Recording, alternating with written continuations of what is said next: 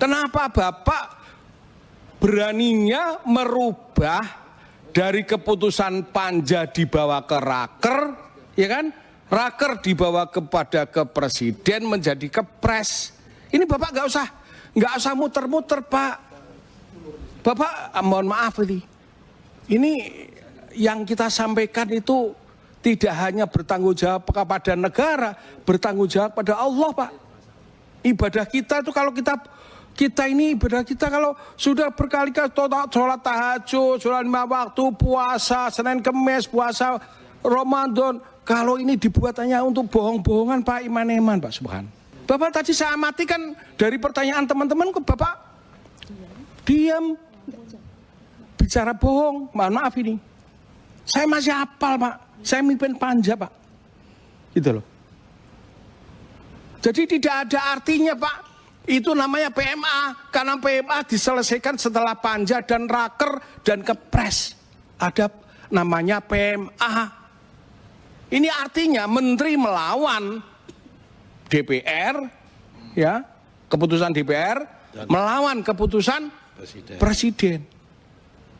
Bapak jangan ikut-ikutan. Itu loh, Pak.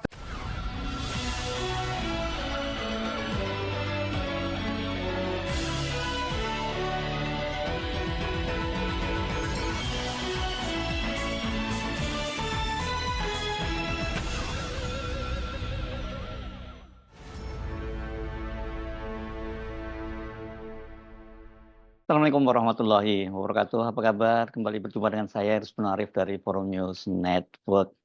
Tim Pansus Hak Angket Haji terus bekerja dalam tekanan bukan hanya dari sisi waktu yang harus berkejaran dengan jadwal masa kerja dari para anggota DPR RI yang akan berakhir pada tanggal 30 September ini, tetapi juga ini berkaitan dengannya banyaknya tekanan ataupun intimidasi, itu baik terhadap anggota Pansus juga terhadap para saksi-saksi. Jumlah anggota DPR mengaku yang menjadi anggota Pansus Hak Angket Haji ini mengaku mendapat intimidasi, sementara para saksi-saksi yang dihadirkan yang kebanyakan ini adalah berasal dari lingkungan Kementerian Agama itu tampaknya mereka itu juga dalam tekanan. Ini terlihat dari berbagai pernyataan-pernyataan mereka yang tidak terbuka dan kadang-kadang mereka ini jawabannya tidak konsisten. Jadi seperti ada yang membebani sikap mereka ketika mereka menyampaikan keterangannya di Pansus di DPR RI.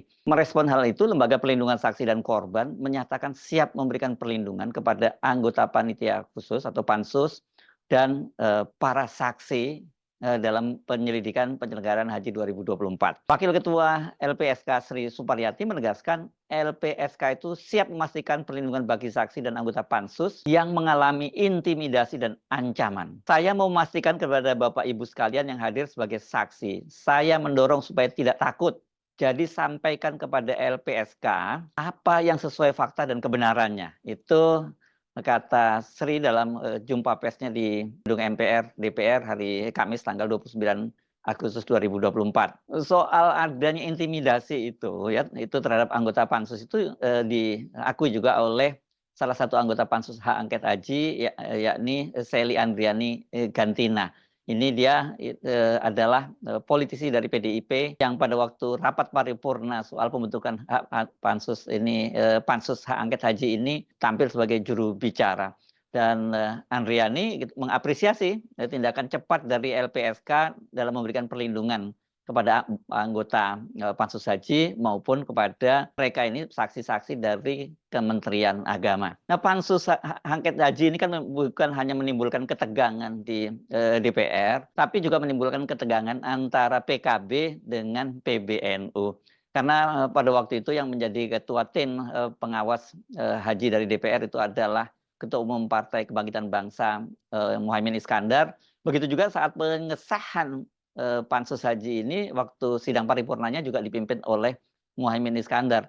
Tetapi sesungguhnya bukan hanya PKB yang bersikeras untuk membentuk Pansus Hak Angket Haji ini atas temuan-temuan penyalahgunaan kuota tambahan untuk haji yang diduga dilakukan oleh Kementerian Agama itu. Dan kita tahu kan kemudian ini sampai menimbulkan konflik yang berlarut karena Ketua Umum PBNU Yahya Stakuf itu menyatakan bahwa pembentukan Pansus Haji itu ya karena Menteri Agamanya adalah adik kandung dia begitu ya. Karena itulah kemudian PBNU juga membuat pansus tandingan yakni pansus untuk mengambil alih PKB. Kendati sekarang ini Muhaimin sudah terpilih kembali menjadi Ketua Umum PKB melalui muktamar PKB di Bali tanggal 24 sampai 25 Agustus kemarin. Tapi situasinya belum aman karena dia belum mendapat pengesahan dari Kementerian Hukum dan HAM, sementara PBNU itu sudah mulai menginisiasi untuk dilakukan muktamar tandingan. Oke, tapi kita itu ekses di luar parlemen. Tapi kita kembali ke persidangan-persidangan yang terjadi sekarang ini karena Pansus Hak Angket Haji ini kan sekarang sedang memanggil para saksi-saksi. Dan memang terlihat sekali para saksi ini tidak berani bicara lepas, bahkan ada cenderung yang ditutup-tutupi. Tapi dengan berbagai cara, Pansus Hak Angket Haji ini mencoba membongkarnya, terkadang dengan cara yang keras, tapi kemudian juga dengan cara yang persuasif, dan juga kemudian mencoba menunjukkan data-data. Ini karena banyak sekali pejabat di Kementerian Agama ini yang terkesan mencoba ngeles gitu dari pertanyaan-pertanyaan yang diajukan oleh anggota Pansus Hak Angket Haji. Bahkan mereka sampai diingatkan bahwa untuk menjadi saksi itu mereka disumpah. Jadi jangan sampai memberikan keterangan bohong. Saya akan mengajak Anda untuk menyaksikan momen-momen bagaimana ketika Pansus Hak Angket Haji ini memanggil sejumlah saksi. Misalnya pada tanggal 26 Agustus kemarin, Pansus itu mengundang saksi yakni Direktur Pelayanan Haji Kementerian Agama yakni Subhan namanya ya. Ini keterangannya berbelit-belit dan kemudian membuat anggota DPR sampai naik pitam. Pak Subhan, saudara saksi bahwa Pak Subhan pernah pemaparan di dalam panja terkait dengan tempat yang nomor 2, nomor 1, nomor 3 yang orange itu kan sudah dipaparkan. Pak Subhan diminta oleh Pak Dirjen suruh memaparkan tempat itu. Ya. Cukup. Kan? Apalagi gitu loh. Oh pernah, sudah pernah. Pernah. Di dalam panja itu, saudara saksi memaparkan tempat untuk nanti di Mina, itu di nomor 2 dan nomor 3, warna orange. Benar nggak? Ya. Cukup kan? Cukup, Pak. Kenapa ini kok terus dipindah kuota tambahan yang 10.000, yang 20.000, yang 10.000 dipindah ke reguler haji khusus? Bahwa kita panja itu sudah membahas 221.000 ditambah 20.000, artinya yang 8% sebesar 19.281 haji khusus, ini direkam loh Pak, yang 221.719 haji reguler. Ya. Kan itu dibahas di detail di panja itu. Ya. Gunanya panja adalah membahas secara detail, menyangkut nanti keputusan itu adalah di biaya haji BP ketemunya angka 93 juta sekian. Ya. Jadi jamaah kena 25 juta, yang sudah tabung 25 juta ditambah nilai manfaat 36 juta, ya kan? Benar nggak Pak? Jamaah akhirnya pelunasan nambahi sekitar 29 juta. Itu angka jelas. Kenapa Bapak beraninya merubah dari keputusan panja dibawa ke raker, ya kan? Raker dibawa kepada ke presiden menjadi kepres. Ini Bapak nggak usah muter-muter Pak. Bapak mohon maaf ini yang kita sampaikan itu tidak hanya bertanggung jawab kepada negara, bertanggung jawab pada Allah Pak. Ibadah kita itu kalau kita ini ibadah kita kalau sudah berkali-kali sholat tahajud, sholat 5 waktu, puasa, Senin Kemis, puasa Ramadan, kalau ini dibuat hanya untuk bohong-bohongan Pak, iman-iman Pak Subhan. Bapak lebih baik selamatkan diri apa adanya sampaikan. Bahwa Bapak termasuk pelaku di dalam panja. Dan keputusan raker, Bapak ikut di dalam. Gitu loh Pak. Bapak tadi saya amati kan dari pertanyaan teman-teman ke Bapak Diam. Bicara bohong, mohon maaf ini. Saya masih hafal, Pak. Saya mimpin Panja, Pak. Gitu loh. Jadi tidak ada artinya, Pak. Itu namanya PMA. Karena PMA diselesaikan setelah Panja dan Raker dan Kepres. Ada namanya PMA. Ini artinya menteri melawan DPR, ya, keputusan DPR, melawan keputusan Presiden. Bapak jangan ikut-ikutan. Itulah Pak. Terima kasih pimpinan. Sampai ini Pak Direktur ini ya, Pak Direktur Pelayanan Haji Luar Negeri itu ya, berarti yang urusannya di Arab Saudi ini sampai diingatkan bahwa kalau sampai bohong itu percuma ya ibadahnya oleh anggota DPR. Tadi Pak Wahid namanya anggota DPR itu dari fraksi Gerindra. Sekarang saya ajak Anda, saya undang Anda untuk menyimak bagaimana saksinya kali ini adalah Irjen Kementerian Agama Ali Hashim. Ini juga sangat menarik ini momen-momen ini pemeriksaan yang dilakukan oleh anggota DPR RI. Saudara saksi, tadi nggak puas saya mendengar keterangan saudara saksi seorang inspektorat tentang bagaimana arti sebuah kesimpulan rapat. Ini rapat DPR loh, institusi negara ini, ya, yang ada kata namunnya. Saudara masih bertahan, masih ada kata namun itu. Ya karena ini pandangan Pak ya. Kalau ini tidak pandangan Pak, saya nggak minta pendapat saudara. Ini yang saya minta adalah seorang irjen. Bagaimana saudara melihat tentang adanya suatu kesimpulan rapat? Ya kalau pendapat saya datangkan ahli nanti di sini. Saudara bukan ahli, saudara saksi. Iya Bang. Ya. Jadi dalam konteks tersebut saya mau sampaikan bahwa memang awalnya kan saya sampaikan bahwa bicara masalah kesepakatan rapat itu adalah kesepakatan yang mengikat.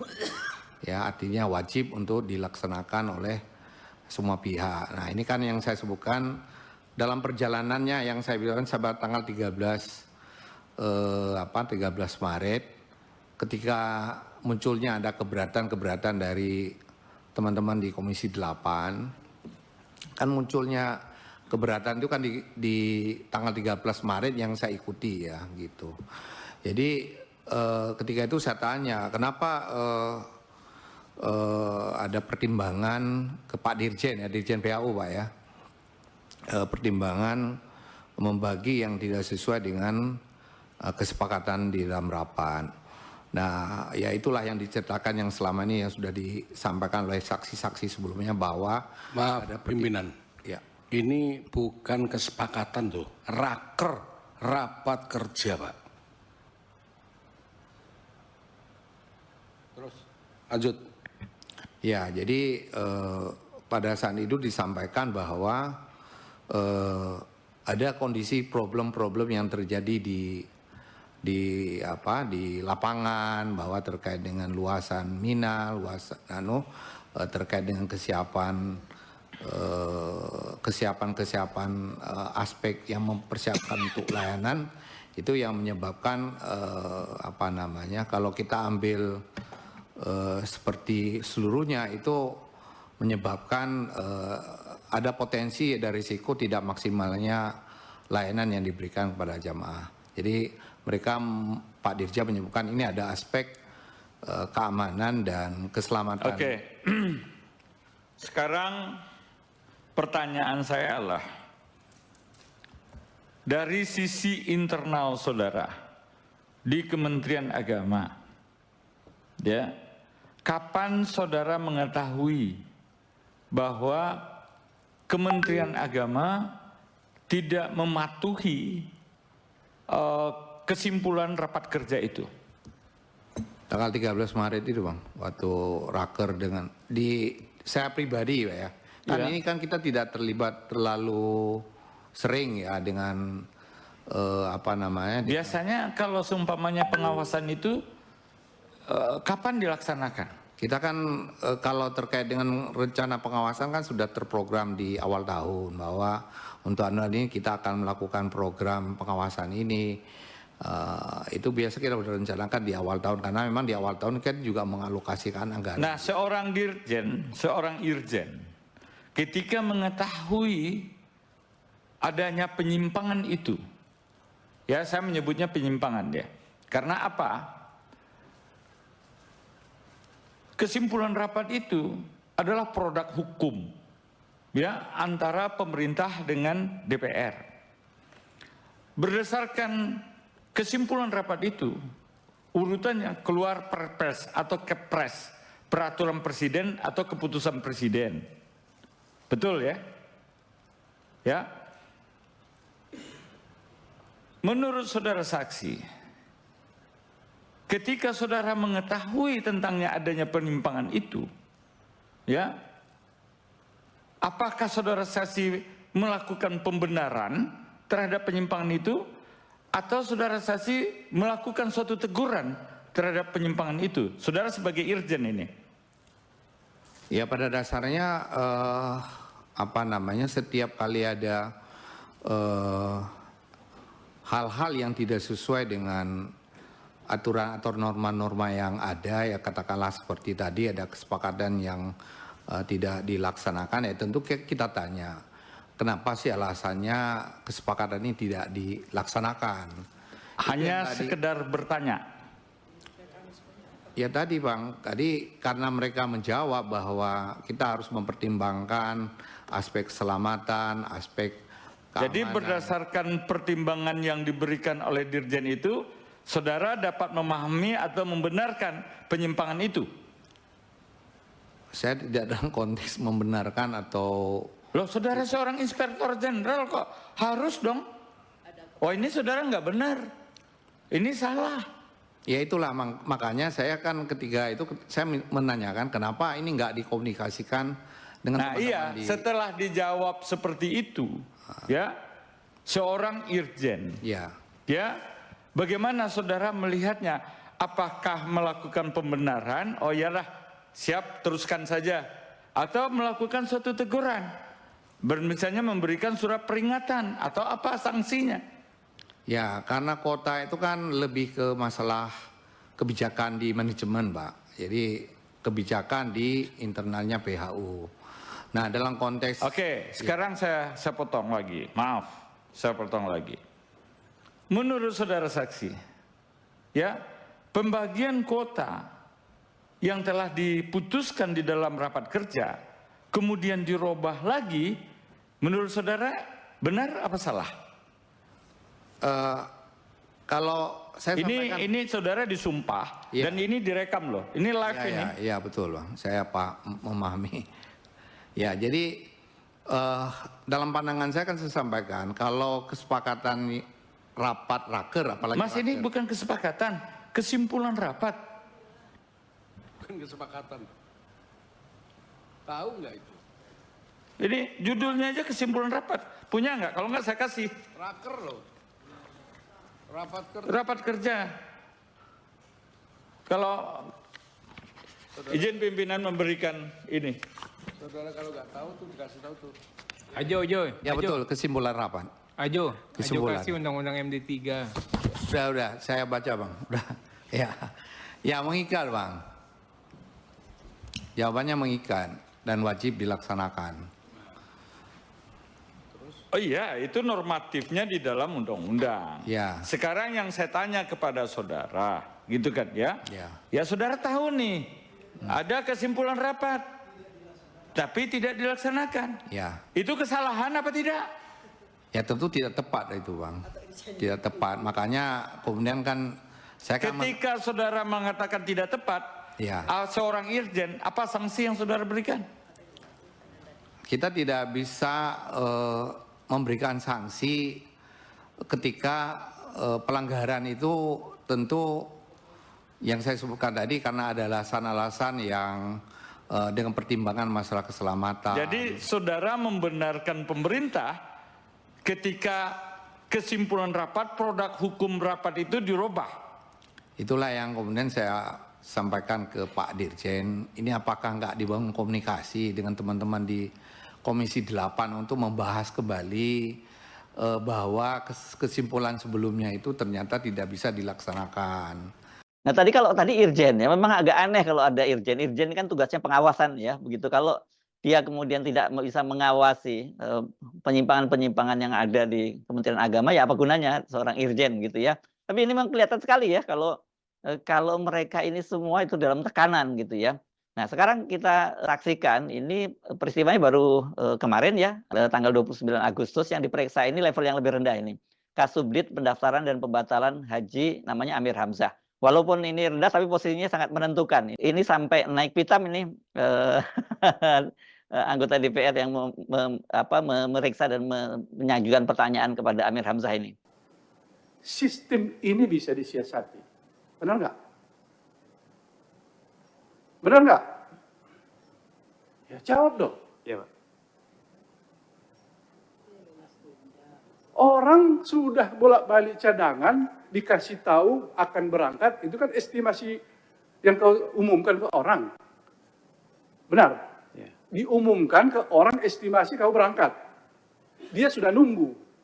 Sudah mangap dia gini. Tinggal bilang aja, tap, langsung berangkat. Tapi tidak berangkat.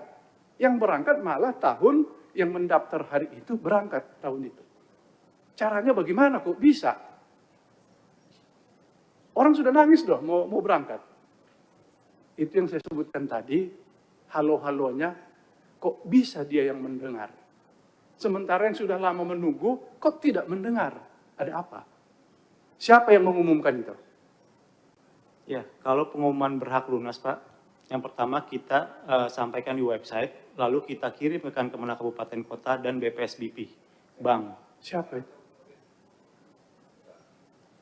Kita sampai mendaftar loh dia. berhak lunas itu kita publish, Pak, daftar berhak lunas itu.